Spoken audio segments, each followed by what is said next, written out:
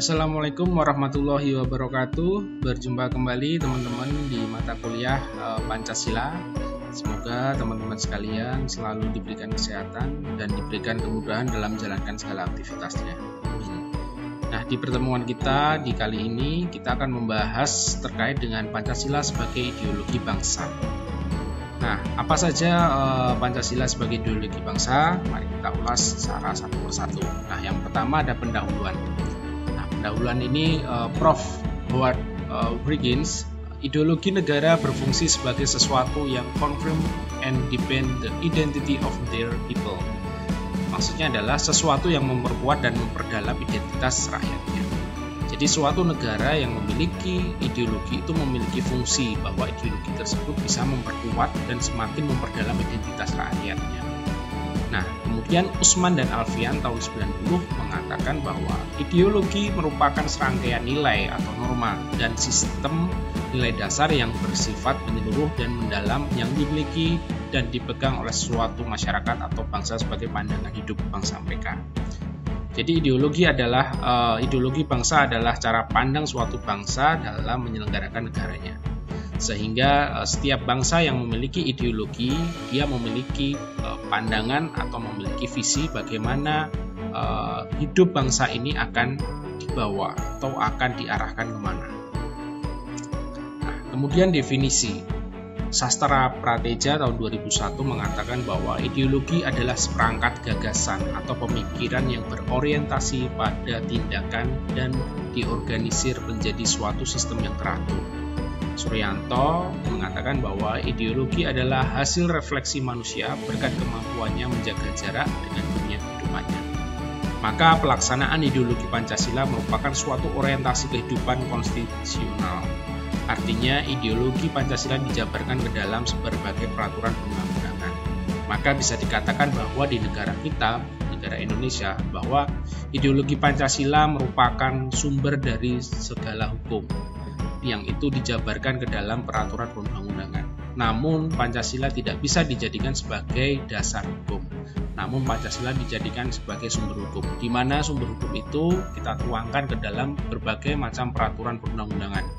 Baik itu peraturan pemerintah pusat, peraturan presiden, peraturan daerah, dan lain sebagainya.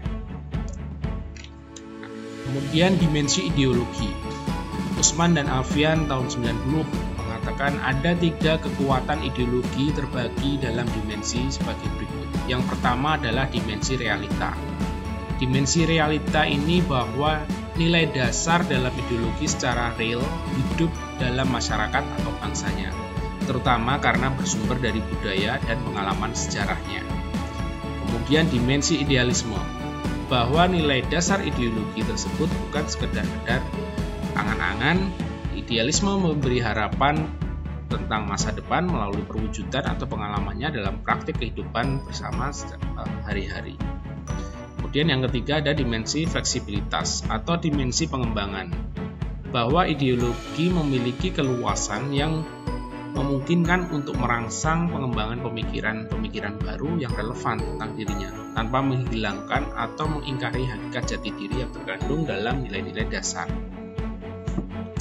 Nah, kemudian ada beberapa fungsi ideologi.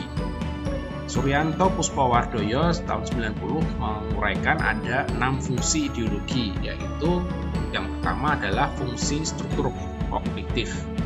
Nah, struktur kognitif ini adalah keseluruhan pengetahuan yang didapat, merupakan landasan untuk memahami dan menafsirkan dunia dan kejadian-kejadian dalam alam sekitarnya.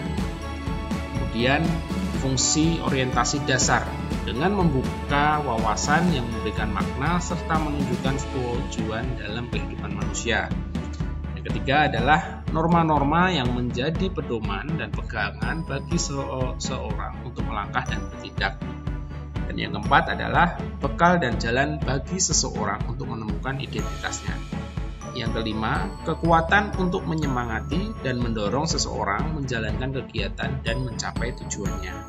Dan yang keenam adalah pendidikan bagi seseorang untuk memahami, menghayati, serta membentuk pola tingkah lakunya sesuai dengan orientasi dan norma yang terkandung di dalamnya. Itu beberapa fungsi-fungsi terkait fungsi ideologi. Nah, kemudian beberapa tokoh sejarah perintis ideologi bangsa. Ada 3 tokoh utama di dalam sejarah terkait dengan pembentukan ideologi bangsa, ideologi Pancasila. Nah, yang pertama adalah Mohatta.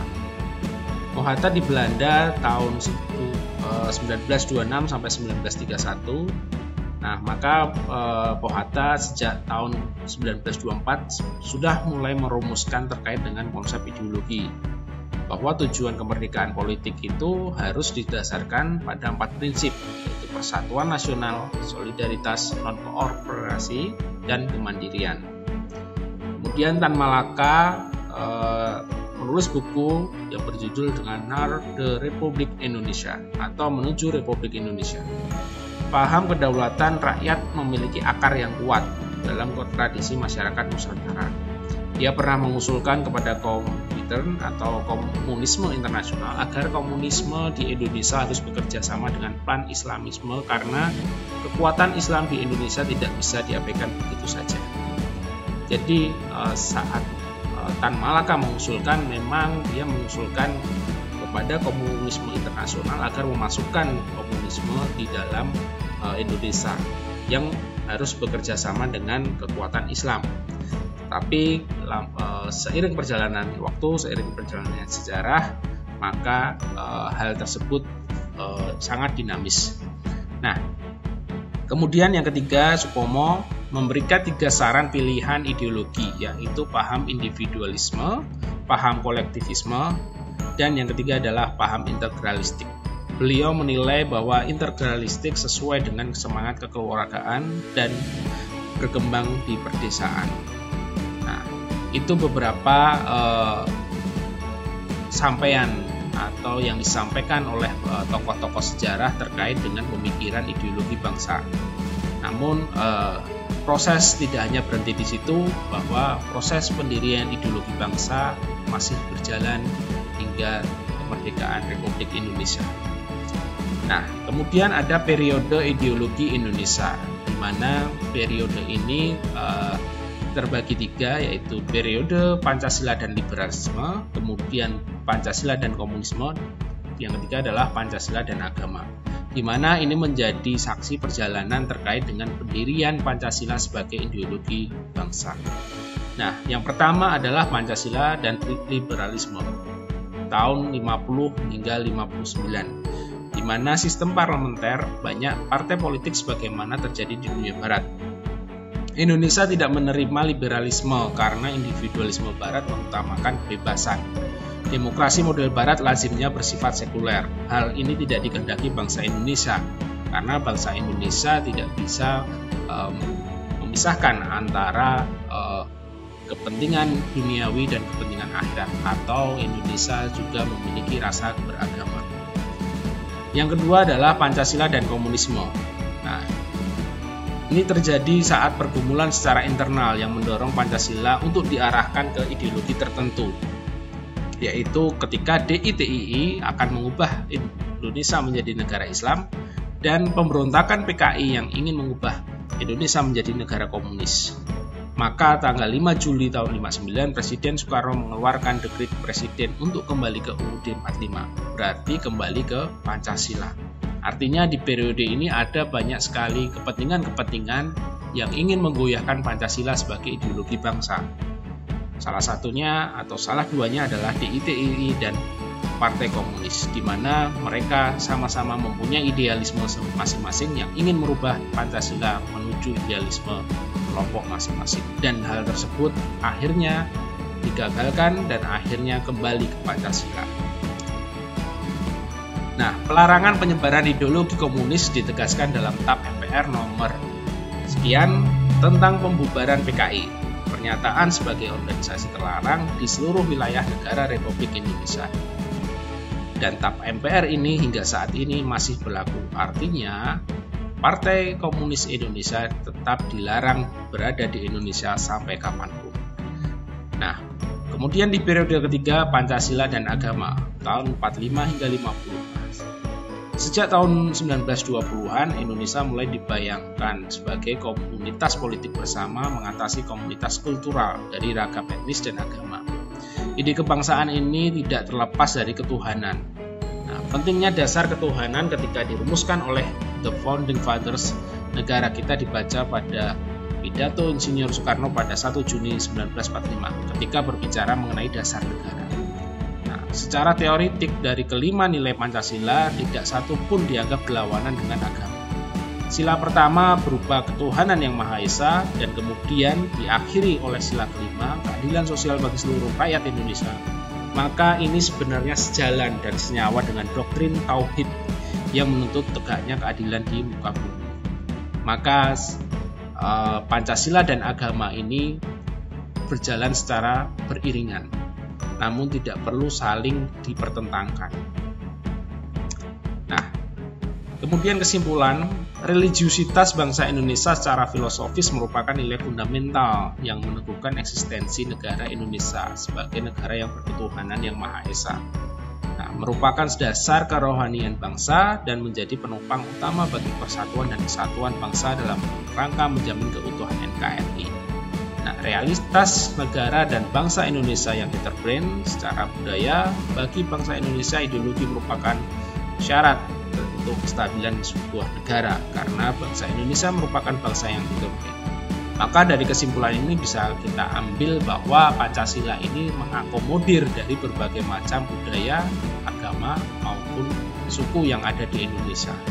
Karena di Indonesia sangat heterogen, tidak hanya berdiri atas 1-2 golongan, tetapi banyak sekali golongan di Indonesia dari Sabang sampai Merauke. Maka Pancasila ini sebagai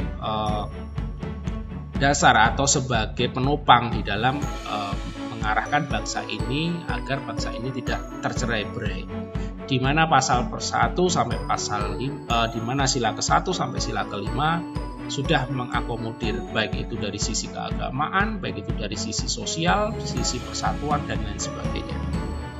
Maka kita sebagai generasi muda kita perlu kembali mengingat-ingat apa nilai-nilai Pancasila agar kita kelak tidak mudah tercerai-berai.